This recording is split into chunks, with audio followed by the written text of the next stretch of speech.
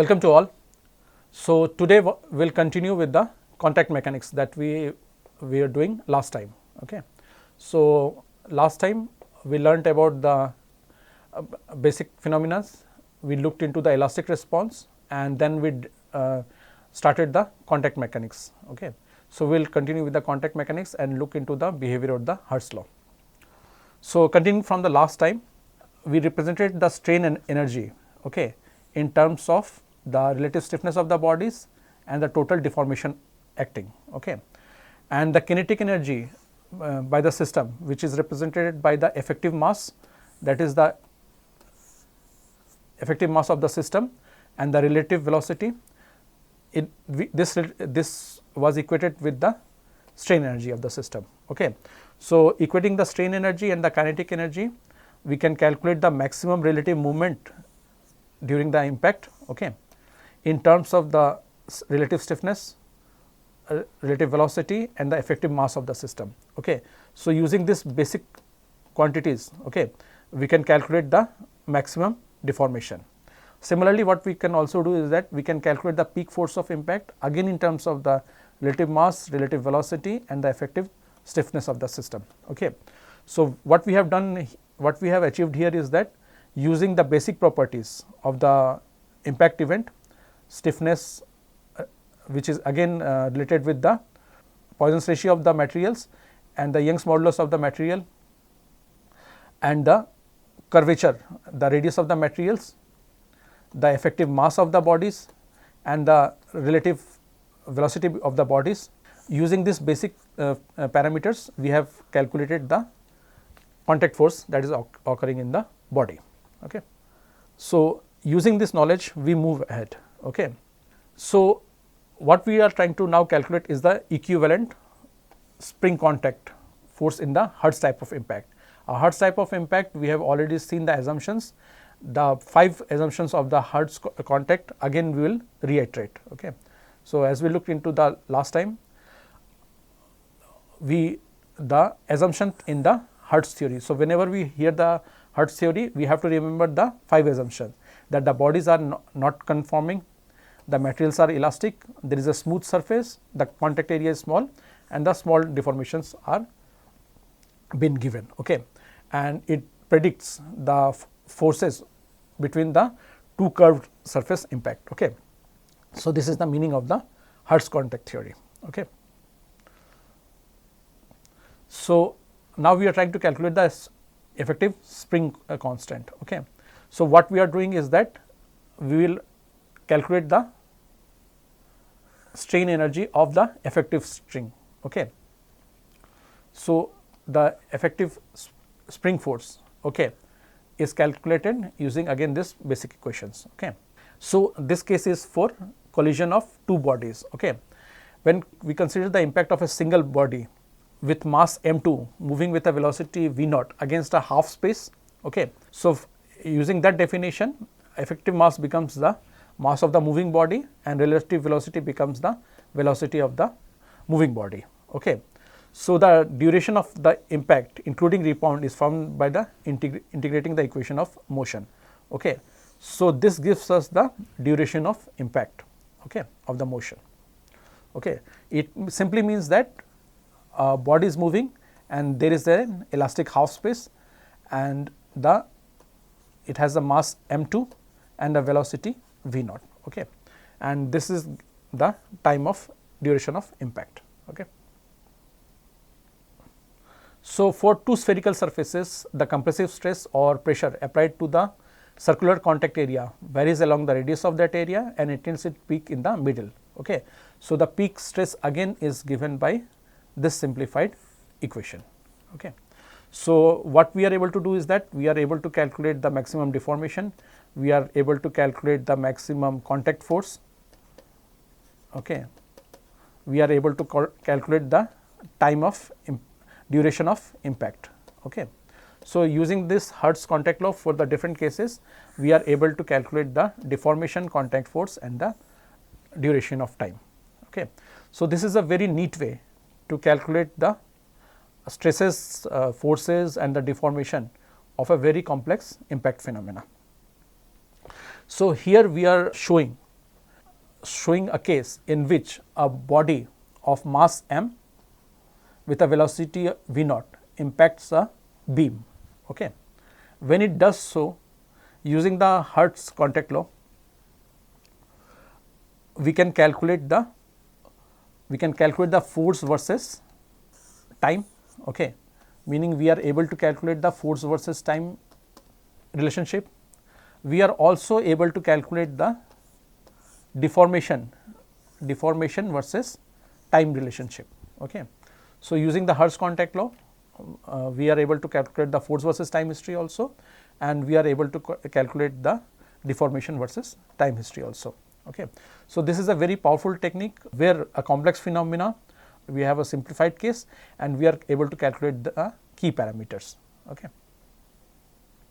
So, in the earlier case we were dealing with the perfectly elastic phenomena. Okay. Now, what we will do is that we will add one more layer of complexity and we will start by looking into the elastoplastic contact and a perfectly plastic contact. Okay.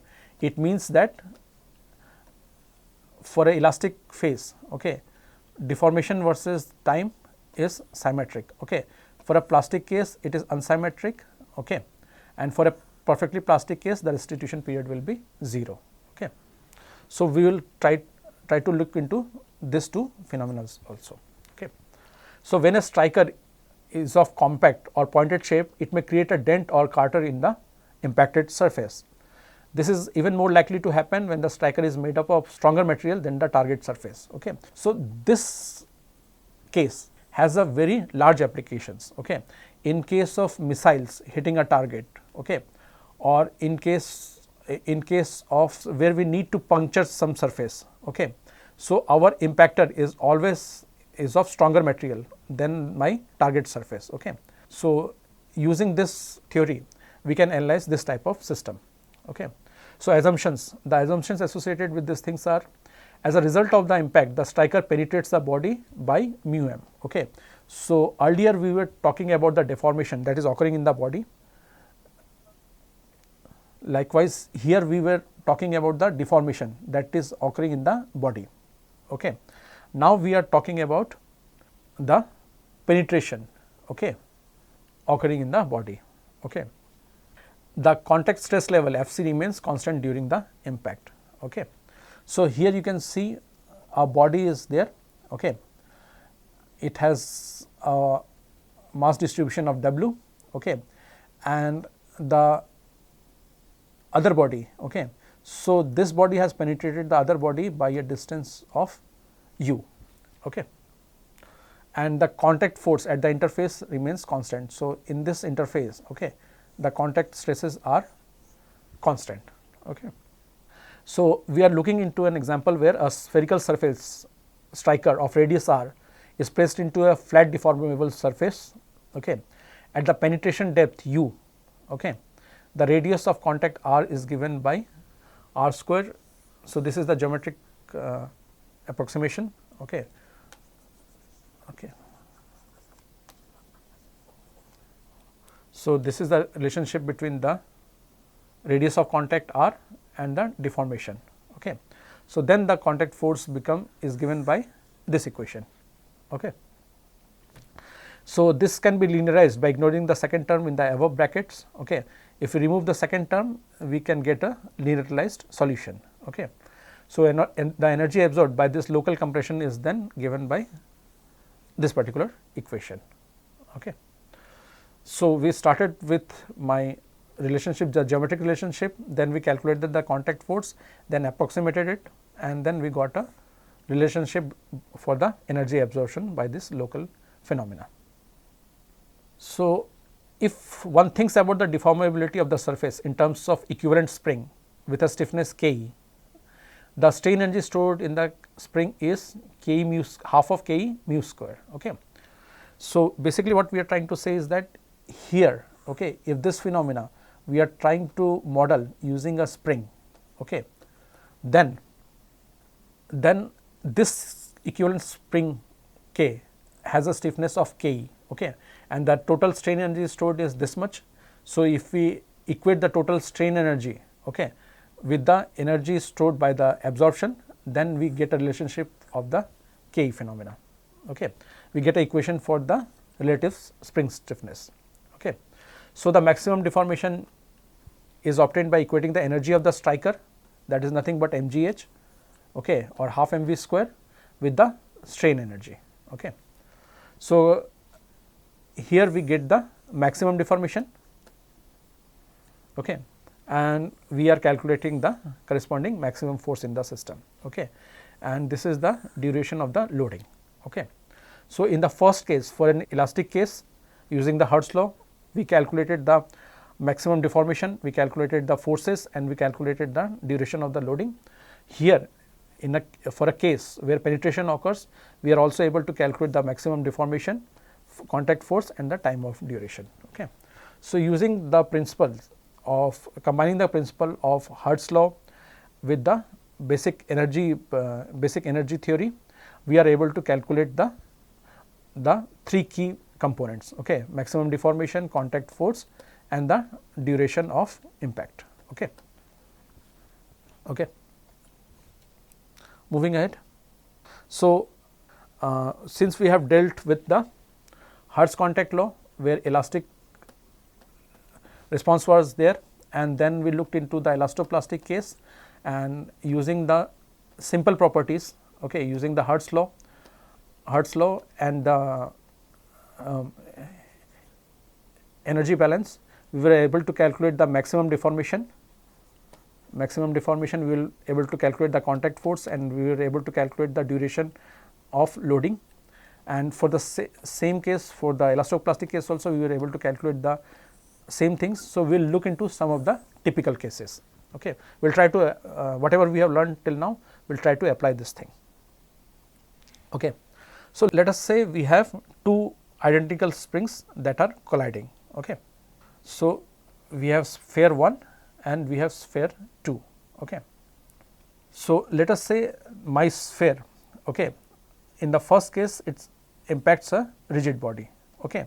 So, there is a rigid surface, okay, and the sphere is moving with a velocity v naught, have a mass m, radius r, modulus of elasticity is E, and the Poisson's ratio is mu.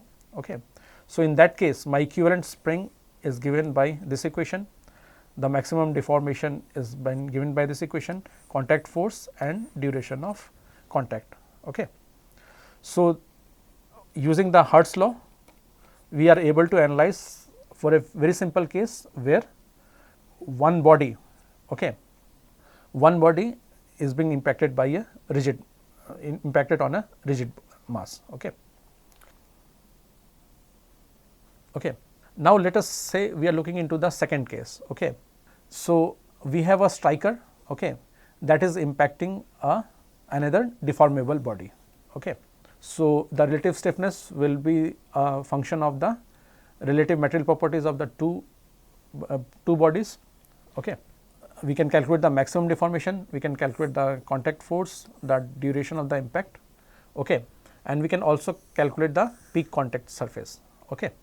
So, first case a mass impacting a rigid body, second case a mass impacting a deformable body, okay, impacting a elastic surface. Okay.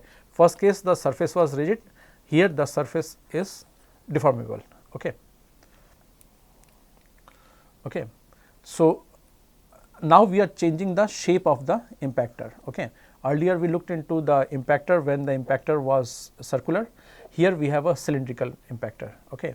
So, using the same principle we can calculate the relative stiffness, okay. We can calculate the maximum deformation and we can calculate the contact force and the time of duration. Okay. So, this simple examples we can use to calculate the forces in the bodies. Okay. What we can also do is that we can take some experimental data, okay, and we will try to correlate to see how much effective the prediction is been given by the Hertz contact law. Okay. So, that can be done as an exercise. So, we will try to do one example. So, we have a steel ball with 50 mm diameter. Okay. So, the R is 50 mm, R equals to 50 mm. Okay. It is dropped by a speed of 2.4 feet per second. Okay. So, the velocity is 2.4 feet per second. Okay. It is been dropped on a thick plate made of from the same steel. Okay. So, there is a plate, okay, and it is made up of steel. Okay.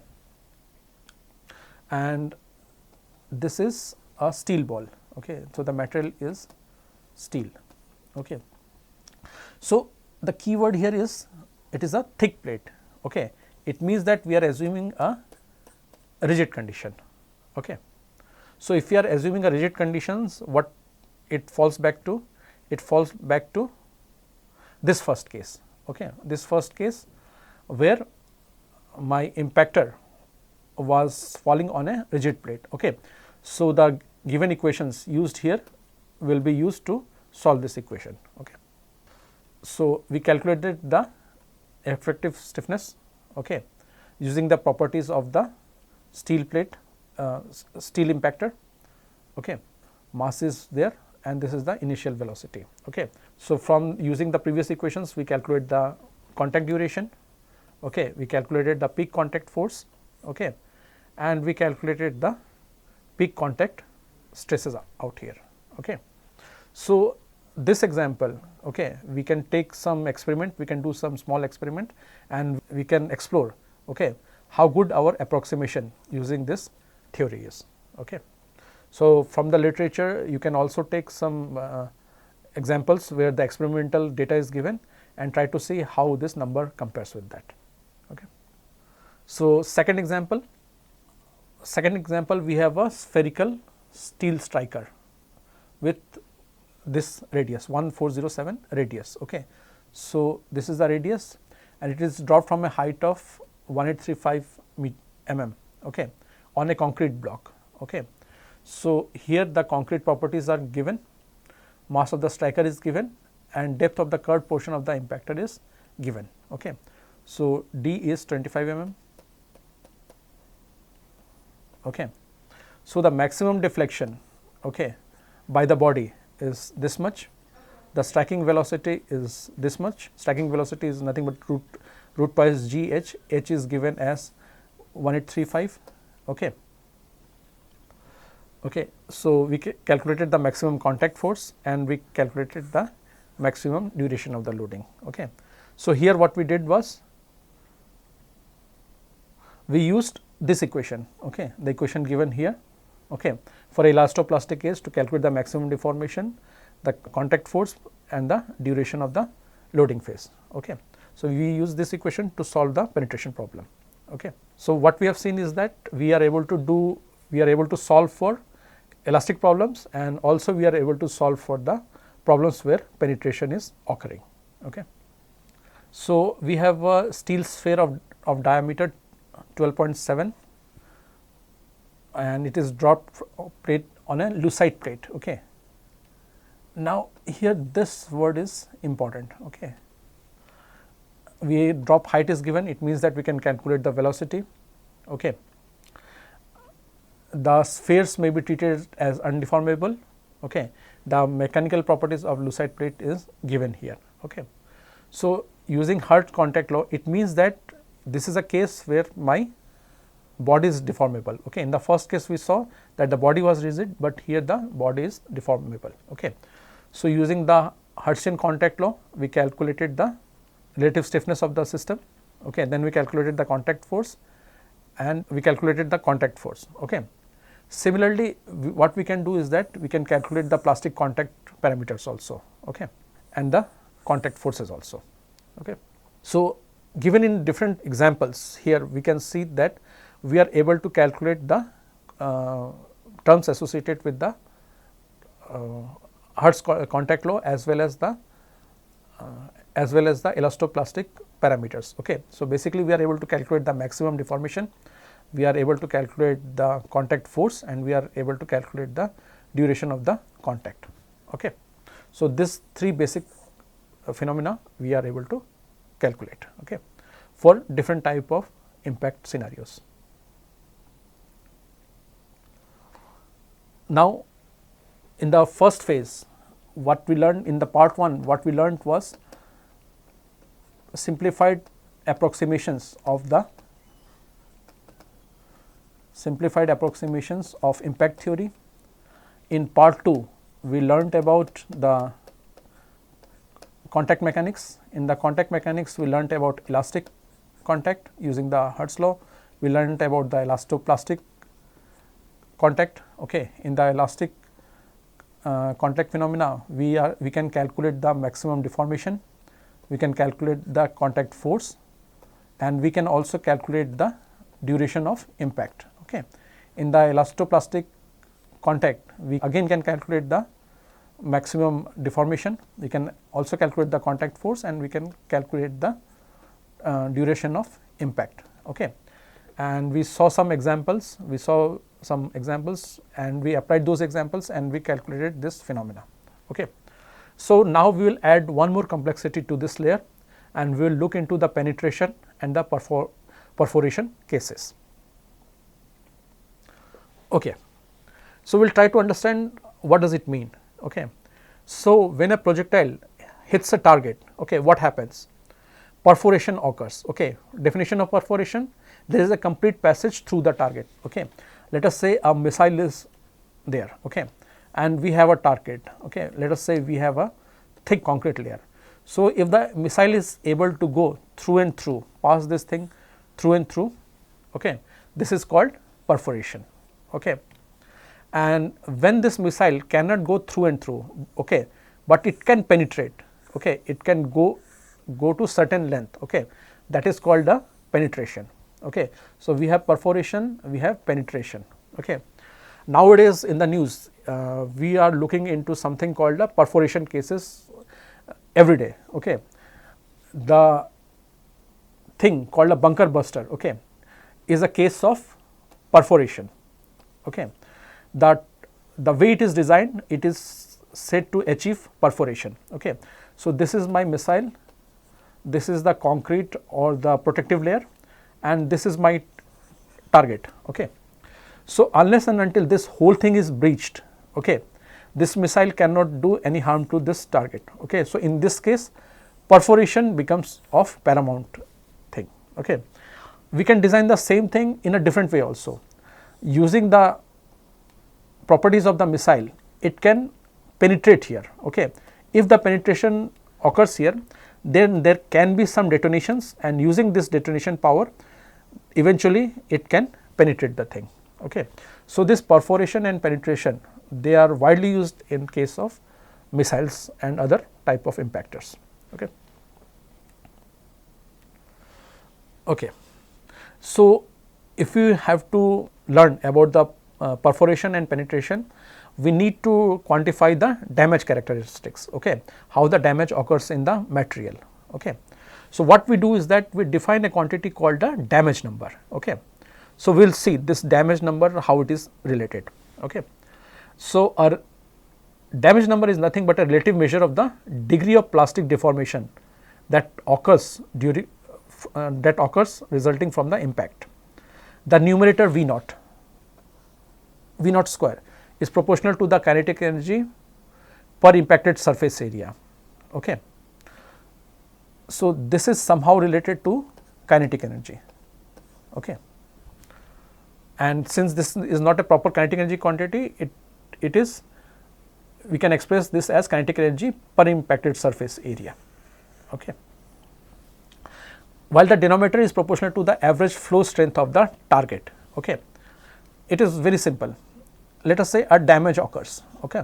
A missile impacts a target body, okay, and some sort of damage is occurring. Okay. So, this damage will be proportional to the mass of the impactor. Higher the mass, greater is the damage. The velocity of the impactor, higher the velocity, greater will be the damage. And the material properties of this target, okay, stronger this material, okay, the lower will be the damage. Okay. So, if you look into this thing, the damage number is directly proportional to the velocity square, okay, it is inversely proportional to the strength of the material. Okay. Strength of the material, we will quantify it. Okay.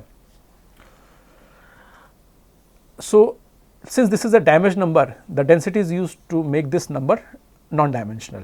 Okay.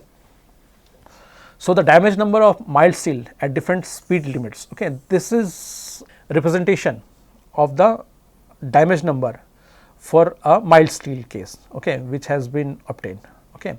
So, let us say the impactor velocity is in the range of, let us say 0.75 meter per second to 7500 meter per second. Okay. So, depending upon the velocity, okay, you can see the progression of the damage that occurs. Okay. And this is for a material having a strength of 275 MPa. Okay. So, steel strength normally is 250, 350, 450. Okay. So, these are the different grades of steel. Okay. So, this is for this particular grade. Okay. So, as we can see, as the velocity of the impactor increases, the damage number increases, which is what we expect. Okay. So, we will now try to evaluate the different relationships, okay, the relationship between the impact velocity, material behavior and the influence of the shape. So, when the impact speed exceeds 1 kilometer per second, okay, a fluid-like behavior is expressed by some materials. Okay. It behaves in a fluidic sense. Okay. For a speed greater than 10 kilometer per second, okay, the vaporization occurs. Okay. The vaporations will take place and the explosion of the colliding body will also take place. Okay. So, the shape of an object that delivers more kinetic energy per unit area of the impacted surface will cause more damage. Okay. It simply means that, let us say we have two impactors, okay, this way. Okay. So, it has a kinetic energy half mv square and it has a, let us say, same half mv square. Okay. If this thing covers a huge area, okay, kinetic energy per unit area of the impacted surface. Okay. So, if it impacts, okay, a huge area, okay, and this is impacting a very small area. Okay. So, then the effect of the impactor on this body will cause more damage than this body, because for the same kinetic energy, the total signature of the impact has been distributed over a large area. So, the chances of having damage will be less here, okay, because more area is engaged in resisting this particular impact, and here less area is engaged in resisting this impact. So, the damage here will be more. Okay. So, this is called as the shape influence, where the shape of the impact, the area of the impacted surface also comes into picture. Okay. Here these two phenomena are denoted by the velocity of the impactor. Okay. And here this is the phenomena denoted by the area of the impacted surface. Okay. Okay. So, impact against a semi-infinite medium. Okay. So, for an undeformable projectile of mass m moving within a solid medium with a velocity v, equation of motion can be written as, okay. So, here now what we are trying to do is that we are trying to delve into the fluid mechanics. Okay. So, this is called, the one part will be due to the viscous resistance, one part will be due to the hydrodynamic resistance, and one part will be a velocity independent term and related to the medium properties. Okay. So, the mathematically simplest way is a motion with a constant resistance. Okay.